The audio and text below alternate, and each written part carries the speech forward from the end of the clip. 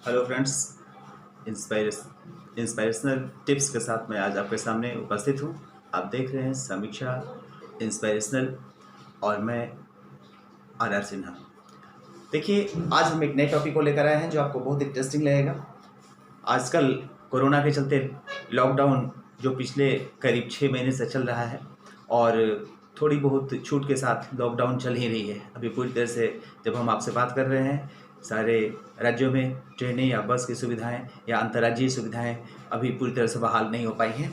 सबसे बड़ी बात यह है कि ये वैश्विक महामारी के चलते लॉकडाउन करना पड़ा, क्योंकि ये ज़रूरी था, समय की डिमांड थी और राष्ट्र के नागरिकों के स्वास्थ्य के दृष्टिकोण से अति आवश्यक था, जो सरकार ने प्रशंसनीय कदम उठाया। तो यहाँ पर हम ये कहना चाहेंगे कि इस लॉकडाउन से मेरे मन में एक वीडियो बनाने की बात आई कि क्या लाइफ में लॉकडाउन होता है, क्या समय में लॉकडाउन होता है और क्या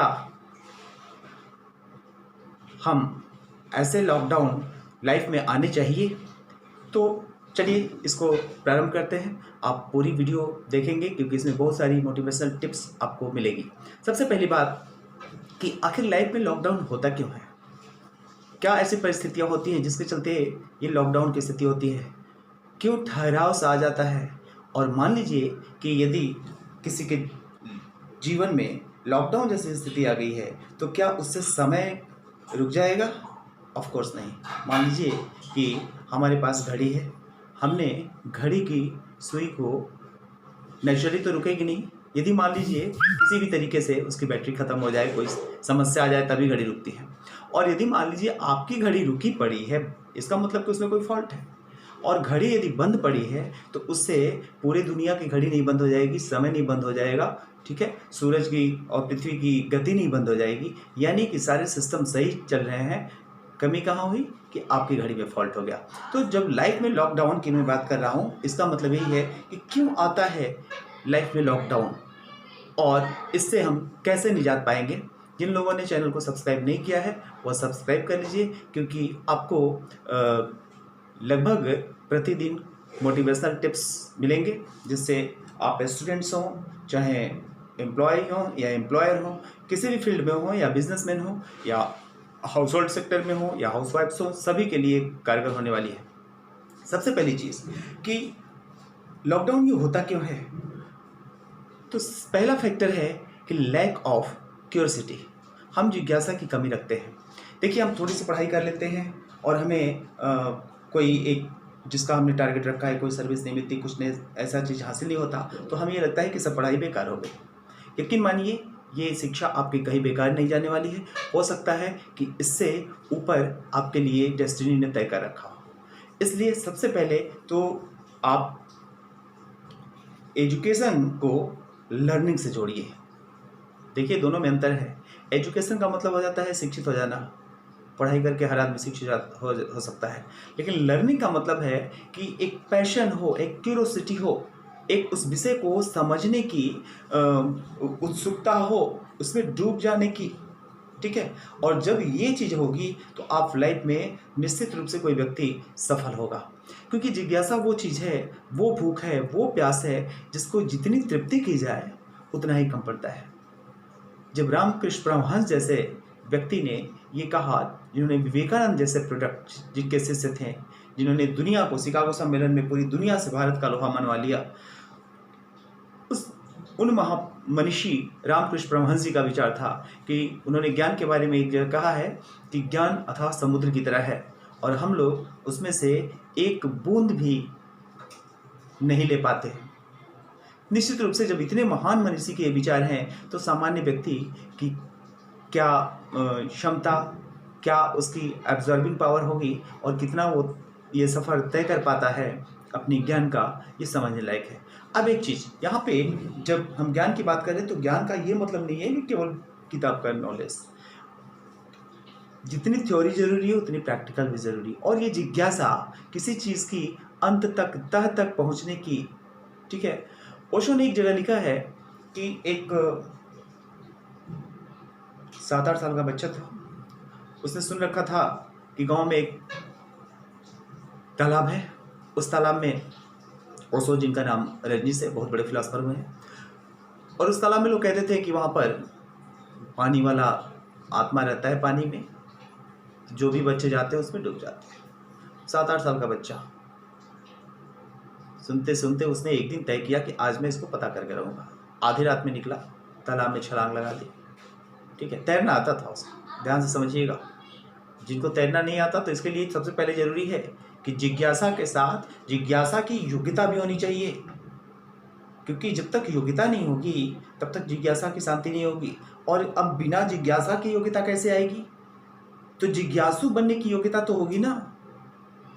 जिज्ञासु बनने की योग्यता तो निश्चित रूप से होनी चाहिए। तो एकलव्य के पास जिज्ञासा थी, उसकी योग्यता थी। द्रोणाचार्य तैयार नहीं हुए क्योंकि वो पांडव और कौरवों के गुरु थे। एक भील के पुत्र को शिक्षा कैसे दे सकते थे? लेकिन उसकी जिज्ञासा थी और गुरु भक्ति में उसने योग्यता अपनी दिखाई, उनकी प्रतिमा बना करके और खुद से प्रयास करने लगा। तो यहाँ जिज्ञासा का मतलब यही है कि ये योग्यता होनी चाहिए कि हमें ज्ञान कहाँ से लेना है, कैसे लेना है उस। ठीक है, तो वो बच्चा, उसे तैरना आता था और आधी रात को ही जब सारे लोग सो रहे थे, क्योंकि बच्चा था कोई जाने नहीं देता, और तालाब में डुबकी लगाया, फिर घर चला आया। उसे उसका भ्रम टूट गया था जो लोगों से सुना था उसने। तो कहने का मतलब कि सत्य को जानने की, ज्ञान को जानने की और उसका साक्षात्कार करने की योग्यता, उसके प्रति एक अटैचमेंट, ठीक है, एक क्यूरियोसिटी, एक भूख, एक पैशन, एक स्पिरिट, ये जब तक आएगी तभी। और ये जिज्ञासा ही वो चीज़ है जो व्यक्ति को एक उसके लक्ष्य तक पहुंचाती है। अब यदि आप स्टूडेंट हैं, आपका लक्ष्य एक अच्छी नौकरी हो सकता है। इसी तरीके से यदि कोई बिजनेसमैन है तो उसके बिजनेस का और विस्तार हो सकता है। अब बिजनेसमैन है तो जिस बिजनेस में है उसमें और क्या क्या आयाम हो सकते हैं, कैसे नया इनोवेशन हो सकता है, इसको समझने के लिए भी उसके मन में जिज्ञासा होनी चाहिए। मार्केट स्टडी करनी पड़ेगी उसको। ठीक है, तो पहली चीज आपकी ये जिज्ञासा बहुत जरूरी है। दूसरी चीज, अब जिज्ञासा हो गई तो अनवरत प्रयास करना पड़ेगा। उसके लिए आपको लगना पड़ेगा, एक स्पिरिट चाहिए, एक जुनून चाहिए, और ये जुनून पॉजिटिव होना चाहिए, निगेटिव नहीं। ठीक है, जुनून होना चाहिए। और इस लक्ष्य के लिए प्रति यदि हम समर्पित हैं तो ऑब्वियस सी बात है कि वो स्पिरिट और पैशन हम पूरी पावर अपनी लगा देंगे। जैसे इकोनॉमिक्स में एक थ्योरी है, बिग पुश थ्योरी, यानी किसी इकोनॉमी को डेवलप करना है तो पूरी रिसोर्सेज को एक साथ लगा दो।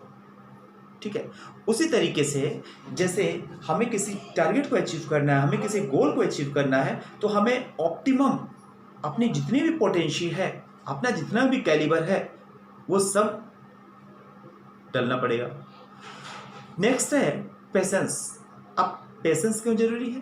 क्योंकि हम अपने टारगेट को पहचान रहे हैं, और टारगेट को पहचान रहे, उसके लिए डिवोशन भी हमने खूब कर दिया, एकदम उसके लिए डिटरमाइंड है, डिवोटी है।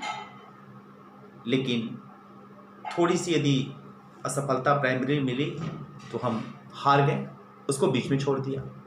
अब एक चीज़ बताइए कि यदि हमने बीच में छोड़ दिया तो जितना सफ़र हमने तय किया था वो भी बेकार चला गया, एंड तक तो पहुँचे नहीं। एंड तक नहीं पहुँचे, एंड हमारा नहीं पूरा हुआ, लक्ष्य नहीं पूरी हुई। ऑब्वियस सी बात है कि इतना सफ़र हमने बेकार में तय कर लिया, वो समय गया, वो जुनून गया, और अब थक हार के हम दूसरी काम की ओर आएंगे तो ऑब्वियस सी बात है उसमें भी हमारा मन नहीं लगेगा। तो सबसे बड़ी चीज़ कि धैर्य को नहीं छोड़ना है, पैसेंस को नहीं छोड़ना है। और पेशेंस हमेशा पॉजिटिविटी की ओर लाएगा। पेशेंस लूज होगा तो निगेटिविटी हो जाएगी, फ्रस्ट्रेट हो जाएगा व्यक्ति, और व्यक्ति स्वयं, अपने परिवार और समाज, जिसके लिए वो एसेट है, एक संपत्ति है।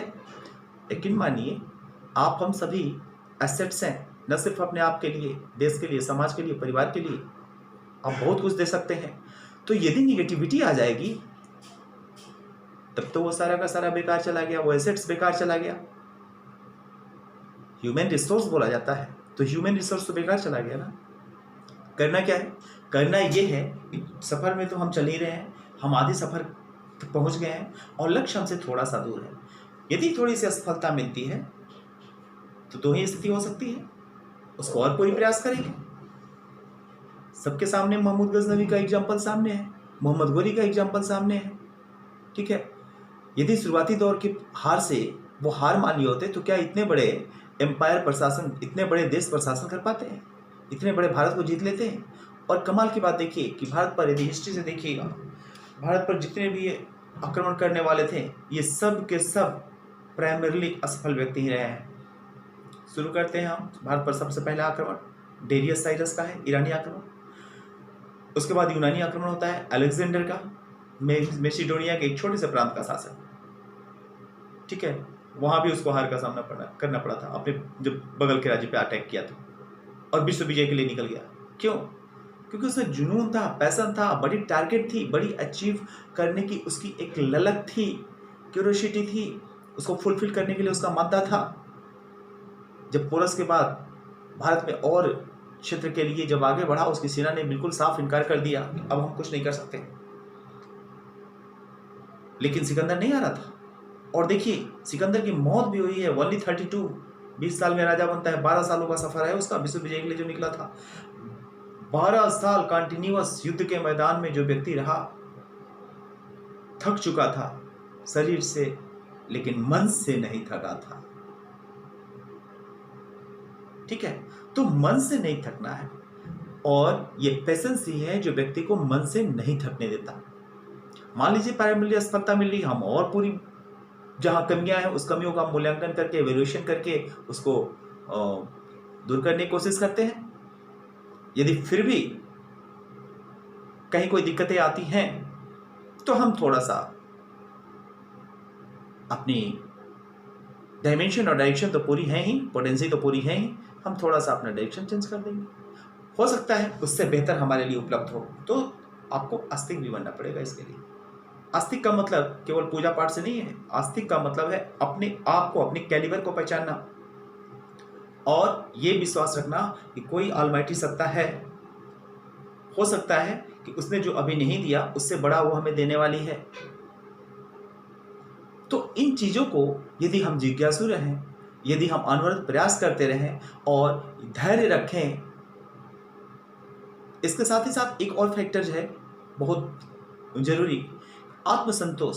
अब देखिए आत्मसंतोष को कई बार व्यक्ति ये समझ लेता है कि आत्मसंतोष का मतलब कि ठीक है जो हमारे पास है, जैसे स्थिति में हम ठीक है। नहीं, ये जो चारों मैंने ऊपर बोला, इन चारों को यदि आत्मसंतोष की ये डेफिनेशन मान ली जाए कि जो है सो ठीक है, तो ये फिर बेकार हो जाएंगे, कंट्राडिक्टरी हो जाएंगे, विरोधाभासी हो जाएंगे। आत्मसंतोष का मतलब ये नहीं होता विदेह बनिए। राजा जनक को विदेह कहा जाता है और सीता को वैदेही। विदेह का मतलब क्या होता है? हमारे पास रिसोर्सेस कम ना हो, हमारे प्रयास कम ना हो, हमारी पोटेंशियल कम ना हो, रिसोर्सेस कम ना हो, अचीवमेंट कम ना हो, बल्कि उसको और बढ़ाते जाइए। मिल्खा सिंह का एग्जाम्पल सामने है। पहले एक गिलास दूध के लिए दौड़ा, फिर बेल्ट के लिए, फिर सेना में भर्ती होने के बाद बैच के लिए, फिर उससे भी बड़े बैच के लिए। तो हमें टारगेट को ऊपर करते जाना है, क्योंकि यदि टारगेट को आप ऊपर नहीं करते जाएंगे तो जहां मैंने जिस टॉपिक पर शुरू किया है, लॉकडाउन हो जाएगा, उतना ही पे ठहराव आ जाएगा। और ठहराव कहाँ आता है? तालाब के पानी में आपने ठहराव देखा होगा, गंदा पानी हो जाता है।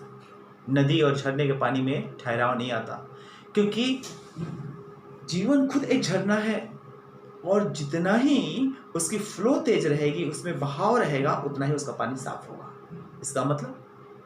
इसका मतलब कि हम डिसिप्लिन रहें, लेकिन डिसिप्लिन रहते हुए एक लिबर्टी, स्वतंत्र, ठीक है ना। देखिए स्वतंत्रता और स्वच्छंदता में अंतर है।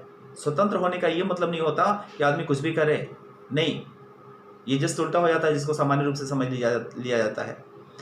हमें ओबीडियंट रहना है टुवार्ड्स पेरेंट्स, टुवार्ड्स गुरु, टुवार्ड्स कोच, आप जिनको भी रेस्पेक्टेड समझते हैं। और मैं तो कहूँगा छोटे बड़े सबके लिए यदि ओबीडियंट रहें तो इसमें कोई बुराई नहीं है, ठीक है, वो अच्छा ही होता है। सबकी ब्लेसिंग्स हमारे साथ होती है, ये भी जरूरी है। और इसके साथ ही साथ कि हम डिसिप्लिन रहें। नदी जब डिसिप्लिन नहीं रहती तो कितने गांवों को तोड़ देती है। तो हमें अपने लाइफ में एक डिसिप्लिन रख के आगे बढ़ना है और ओबीडियंट रहना है। और दूसरी चीज़ कि विधेय बनने का मतलब यह है कि हमें सब कुछ है लेकिन हम ह्यूमन रहें। हमने बहुत बड़ी टारगेट अचीव कर ली, हम बहुत बड़े संपत्तिवान हो गए, बहुत बड़े इंडस्ट्रियलिस्ट हो गए, लेकिन हमें मानवता नहीं है किस काम की, न दुनिया के लिए है। और कभी व्यक्ति खुद ही अपने आप को ऐसा व्यक्ति इवेल्युएट करेगा तो पाएगा कि वो अपने आप से संतुष्ट नहीं है। ठीक है, तो टारगेट के लिए भूख होनी चाहिए, लेकिन मन में आत्मसंतोष होनी चाहिए कि हमने जितना किया अच्छा किया, इसका लाभ हमारे साथ और भी लोगों तक पहुंचे। और उससे भी बड़ी चीज़ ये कहाँ से आएगी, तो ये धैर्य से आएगी और अनवरत प्रयास से आएगी। आई होप आप लोग को अच्छा लगा होगा। और इस कड़ी में हम यही कहना चाहेंगे कि इसलिए समय का लॉकडाउन नहीं होता तो ज़िंदगी में लॉकडाउन नहीं आना चाहिए। ये कोरोना का लॉकडाउन अलग चीज़ है, अपने जीवन में ठहराव नहीं लाइए। Thank you.